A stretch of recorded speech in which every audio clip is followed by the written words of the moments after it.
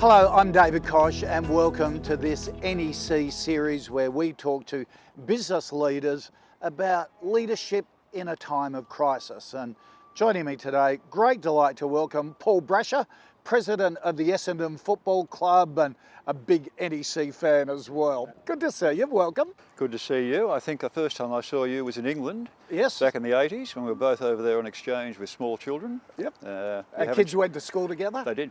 Yeah, it was and you've great hardly time. changed at all since then. Ah, yes, yeah. Flattery will get you everywhere. I like that, yeah. Paul, give us a bit of an update on your background Sure. and what you've been doing. Well, I joined a firm called Pricewaterhouse directly from university, and I worked for them for many, many years. Left at one stage and went overseas and just bummed around for a couple of years. Came back and rejoined them. I had a fairly long career there in, first of all, audit, transactions, acquisitions. And then I had a number of roles running HR, training, even built a building at one stage for our headquarters in Melbourne. And in the mid-90s, Pricewaterhouse and Coopers and Lybrand merged, and I had the responsibility with a Coopers partner of orchestrating all of the mechanics of that merger in Australia. So that was terrific experience. Then I got involved at the global, became chairman of the Australian firm, joined the global board of PwC, and ended up being the chairman of that global board for a few years. Since then, the last 9 or 10 years, I'd left PwC. I've been on public company boards, so Amcor, Perpetual. I chaired Incitec Pivot. Did quite a lot of not-for-profit work. Probably the one that's most relevant to the sort of topic we're talking about today was the Reach Foundation, which was founded by the late Jim Steins and worked with young people. I chaired that for a number of years and worked pretty closely with Jim. And then joined the Essendon Football Club board in about 2012, about 5 minutes before all hell broke loose on an issue that we won't talk about, but it was a very interesting time, challenging time. What a career.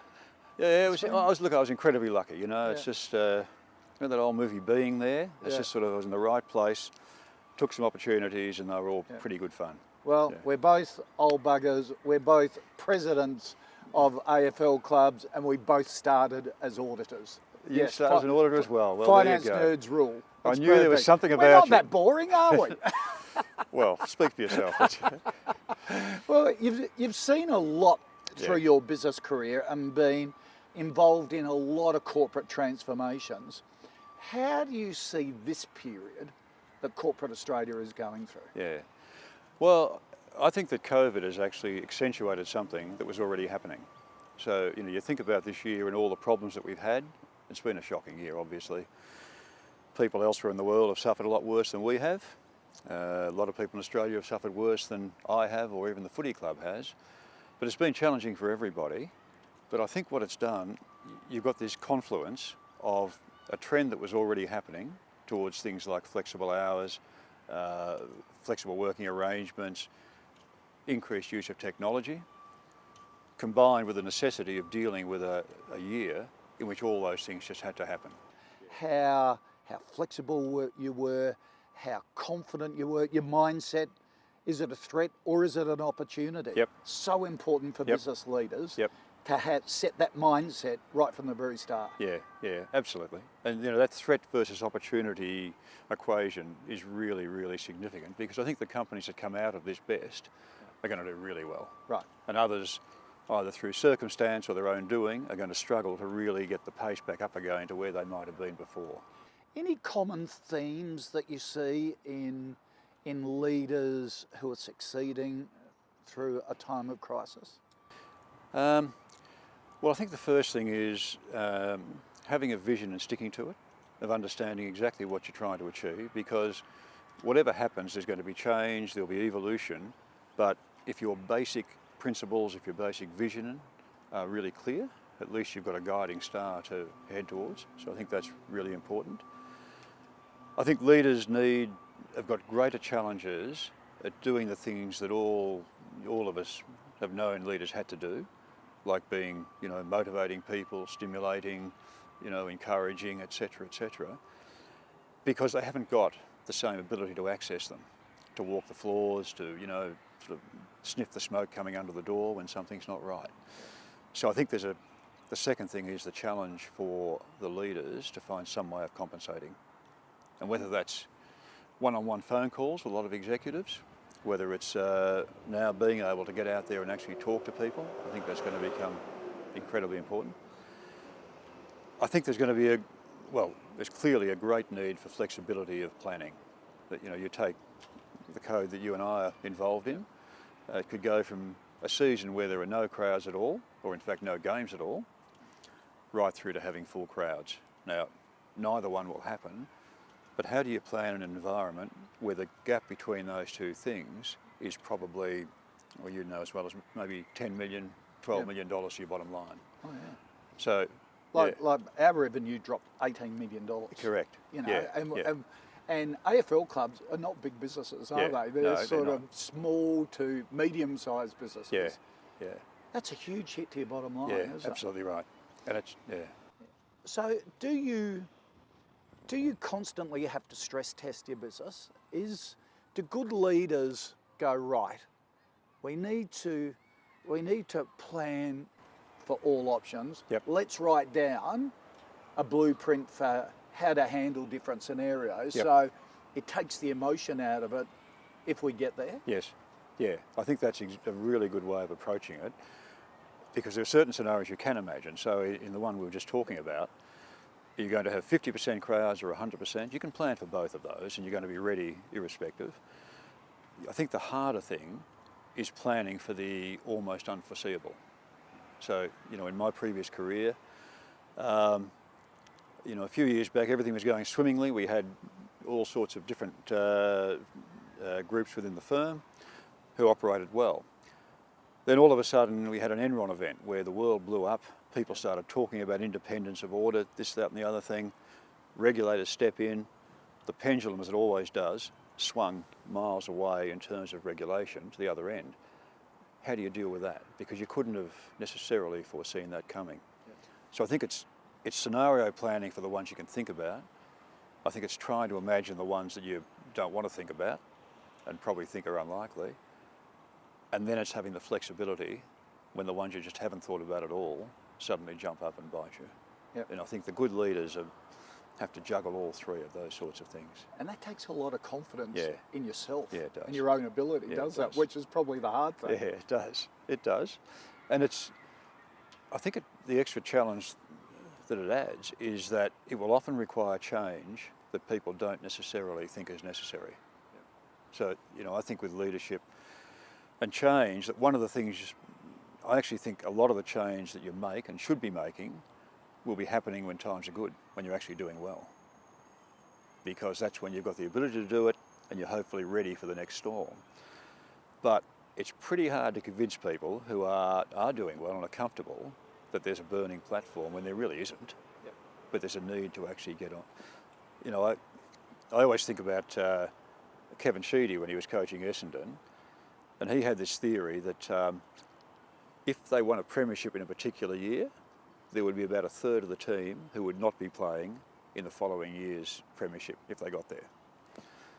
Now that's kind of unsettling to everybody, not just the people involved. But I think it sort of gets to the point that you've got to keep thinking about regenerating and moving and continuing to top up your talent base. Yeah. So that's interesting. So what you're really saying is, yes, we've gone through 2020 Black Swan event. Yep. We'll start rebuilding in 2021. Yep. Hopefully 2022, we get back into the groove again, the economy recovers. That's when you've got to keep re-engineering. Yes. To prepare yourself for the next event that possibly comes through. It could be changing government regulation. Exactly. Whatever. Right. Exactly. Right. And I think there's a distinction between transformation and change. Yep. Obviously and I think NEC is a terrific example of a company that seems to me has gone through a bit of a transformation from being a hardware supplier to being a global software solutions provider.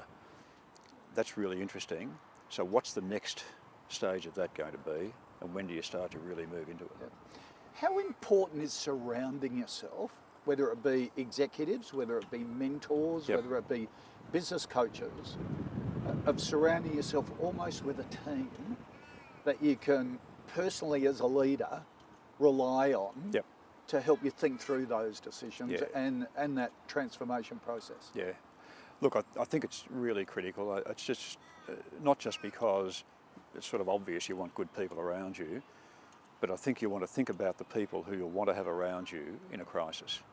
Because, when it hits, and it will hit at some stage, as a leader you can't do it all yourself. You need that cadre of people that are going to be there and you can depend upon.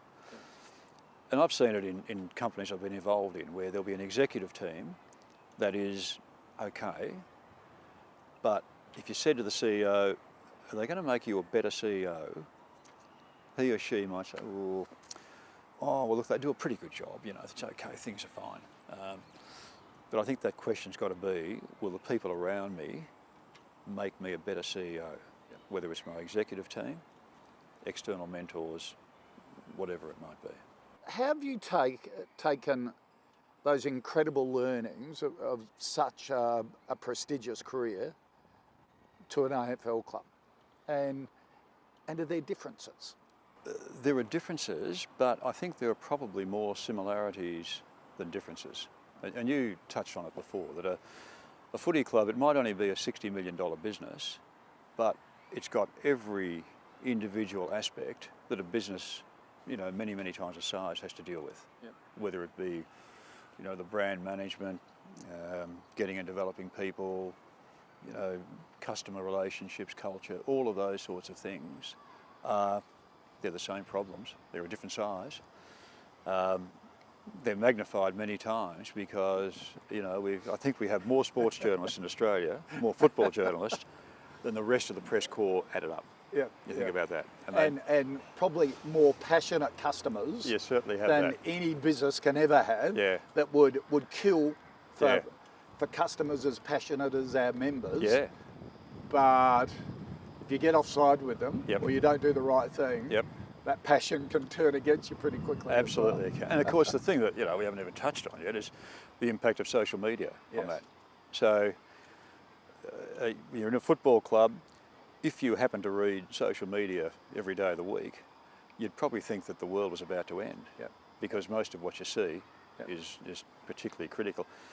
I tend not to read it a lot and not to read a lot of the newspapers, although my wife does read the social media. So I'll be lying, or she reads the newspaper. I'll be lying in bed at 6 a.m. and she'll say, "Oh, you better have a look at this. You're not going to like this."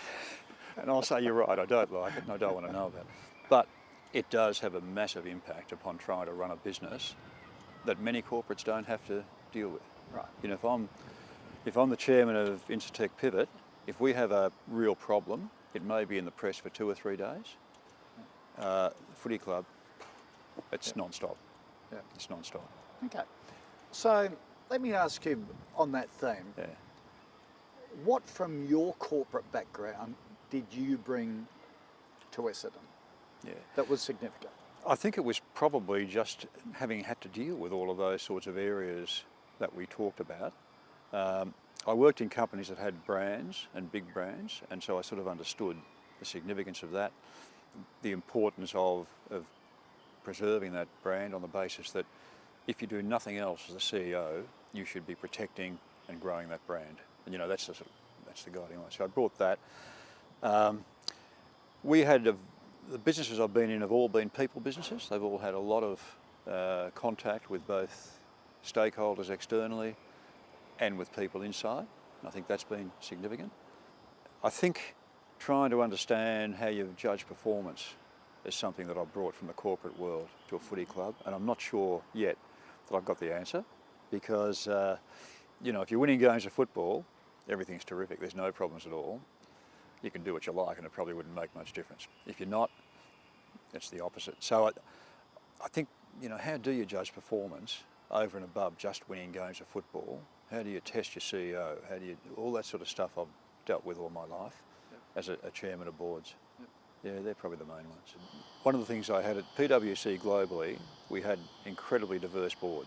So I think there were 16 members, and all told they came from about 14 different countries, of which maybe half did not have English as their first language. So it taught me a couple of things. It taught me that just because somebody's English is not great doesn't mean they won't come up with great ideas. It actually just might mean you have a different way of getting those ideas out of them. And I think that's, you'll find on a board in a football club, some will be more noisy than others. How do you get the best out of those board members who aren't naturally the noisy ones? So I think that's kind of important. And the second element that I've found with boards is that I've had board members over the years in boards that I've chaired who have driven me mad, absolutely driven me mad, because they'll come up with 10 different points, of which half a dozen are just sheer nonsense, and you waste time. A couple might be good average quality. There'll be a couple of points they'll come up with that nobody else would. So I think it all gets to the point of having a board that's got diverse characters and it's got people who think differently. The other side of it, what has football brought to you from a business and leadership perspective? What have you learned from AFL clubs? Look, I think it's probably something I kind of knew a fair bit about already, in terms of not being too spooked when things aren't going that well. Just remain calm. So when you do lose 3 games in a row, the world's not ending. Hopefully you've got a fabric you'll be able to deal with and keep going. So I think that's been really important. I think the other thing that strikes me that's important for corporates, and probably much more visible in footy clubs, don't try and spin. Don't try and spin. You got to, and be upfront the whole time, because it's the excuse that gets you into trouble. Yeah, and I had the advantage coming in fresh that I could start with even though I'd been on the board, but coming in fresh as president, I interviewed something like 40 players and staff members in the football area to try to understand exactly what was happening. Didn't produce a lot of massive surprises. There were some. But I think that's a dramatic way to, but generally you need some way of understanding if there are issues in the football club, if the players are unhappy with the coaches or whatever it might be. I think a smoothly running club could get to the percentage you're talking about. Clubs that are struggling on field probably need a bit more. Who are the great leaders that you've come across, whether at football or business, that you, give me your top 3 that you admire? Okay, well, that's an interesting question. Well, let me, look, I'll throw the net sort of pretty wide and in some ways back, and if I thought about it for long I might have different names, but Ronald Reagan, President of the United States, old buffer, ex-movie star, hop along, all this sort of stuff, went to sleep at 3 in the afternoon. But in terms of being able to get people to work together, in terms of being able to persuade a whole country of the need for change and to be able to make them feel good about themselves, and in terms of picking the right people and having a clear strategy, I just feel as though he was a terrific leader. He mightn't have been the world's greatest economist or anything, but he was just surrounded himself with exceptionally good people. I think that's been really important. I think if I can be specific, I think taking it to the other extreme, of very close to home, the CEO of Amcor, a fellow called Ron Delia, I think is really, really impressive, because he's one of the most CEOs I've known have had massive egos, and that's not good or bad, it's just a fact of life. It can be bad, I suppose. He is devoid of ego, but he is totally focused on that company's strategy and its culture, and he pursues it. And he's hugely customer driven. Not every customer needs the CEO of the global organisation to talk to them, but some do, and he did that really powerfully. So I think they'd be just 2 that are very different in different contexts. Look, I think everybody at every single point in an organisation has a terrific meter for the bulldust and the rubbish and the hypocrisy. And if you're not serious about it, you're in strife. I had a chief executive a few years ago in an organisation where we're attempting to change the culture to a much more high performance, everybody's important, everybody's going to be open, frank, etc., etc. And he and I were doing a presentation one day where the technology broke down. The only way to fix it was for the technology guy to give the CEO a particular security code, which he was not allowed to tell anybody. So the CEO demanded it, The IT guy said, no, I just can't, I'd love to, I'm not allowed to. And the CEO exploded. Said, don't you know who I am? I'm the CEO. If you don't give it to me this instant, get out. It was embarrassing at the time. It got around the organisation like wildfire, that all this nice sort of touchy-feely, high-performance culture stuff, it's crap. Paul, the big discussion at the moment is the ripple effect of the impact of COVID, the massive changes we had to make last year. How many could last for a few years? Have we changed forever? Workplaces, work practices, society? Yes, yeah. Look, I think some of them were coming anyway, and the ones that will last were the ones that were already on the move. So you think about changes over the last few years in society that, your employees. When I joined Pricewaterhouse a million years ago, it wasn't uncommon for people to have their whole career in one company. Today, if you stay in the same company for 10 years, people think there's something wrong with you. You must be unemployable anywhere else. So I think COVID will actually accentuate that because there will be more movement of people. There'll be different sorts of jobs being created. And I think you're going to end up with a more mobile workforce, I should say, even than you had before, which has got big challenges for employers and also for people understanding their careers. I think that's one. I think flexible working hours, all those obvious things will just continue to grow and grow and grow. Use of technology is going to grow and grow and grow. Some jobs disappearing forever, some jobs being created, and the ones getting the balance right, that's changing. So I think all of those things are going to be pretty important. And of course the customers. I just feel as though all of us in every organisation are managing with smaller budgets and we're managing with more demanding end customers. So I think that's a fact of life we have to deal with. So it just increases that customer, have the right people working on your best customers and make sure you stay close to them. And it all comes back to technology, doesn't it? Yeah, a lot of it does, Remote, flexible working hours, remote working. You've got to think about technology. How do you keep building a culture? How do you keep them connected? Customers, smaller workforce. How do you maintain a deep relationship? Technology can help with that. Yeah. You've got to be a student of technology, don't you? Where it's going. You absolutely do, and it is going to have to help with that. The only thing I'd say is it's not going to substitute for that, the personal touch, as you know. Sure. And and I'm sure in places like NEC, they have relationship executives who look after big accounts. I think they're going to become even more important than they were before. And we used to have that in my old life. If you made soft options and chose the right people to be in those roles and didn't properly monitor their performance, you were missing opportunities. I think that'll become even more so. And it's going to be the pace of change too. Like we've seen technology. Can you remember the telex? I was talking to my kids about telex. They were talking about fax machines. I said, wow, let me tell you about a telex. But the pace of change, we've got to be able to cope with and not fear as leaders. Yeah, correct. And you think about the demographic of your workforces. For the 20-year-olds, that's okay. They're going to do it. Your 40-year-olds, they might just struggle a bit. 50 plus, there's some issues there. We've got to work at it. We just have to do it. That's just a fact of life, Exactly. Well, I don't know about you, Paul, but sitting here for this amount of time, my knees need to get moving. I want to talk to you about the future for you as well, your projects. Let's go and have a walk.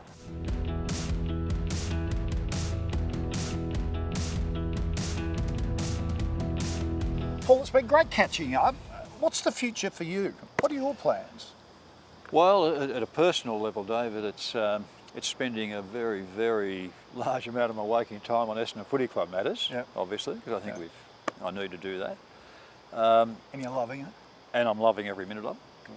I've stepped away from public company boards.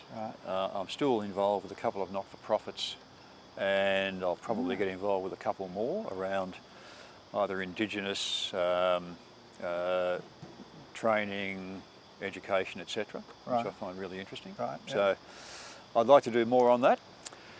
My wife would say we'd do a lot more travelling, but that's not going to happen for a very long time, so you can forget about that. But look, without being too obsessed with football clubs, the issues there in the next 12 months are going to be about getting the best possible result in an environment where you've got about a third as much, sorry, a third less to spend. Resources, yep. So you've got to be a lot more rebuilding our balance sheets as well. all of that, all of that. So we've built an extension out there that's almost finished at our training facility, and that's coming along nicely. But you know, as you would know, if your football department spend gets cut from 9.7 to 6.2 million, you better be pretty good at working out your priorities. Well, see, we're a little working class. We're not one of these glamour Melbourne clubs that, you know, the billionaire clubs. So we wish you You're well. old. You're the oldest club in Australia, aren't you? If you've got any scraps you can give us, that'd be great. Look, I'll struggle to do that. See you during the season. You will. Thanks for joining us. No, it's a great pleasure. Thank you for joining us as well. Hopefully you've learnt as much as I have from this bloke, one of the great corporate leaders, and runs a pretty good AFL club as well. See you next time. Thanks, David. Thank you very much. I'll take my ball and go home.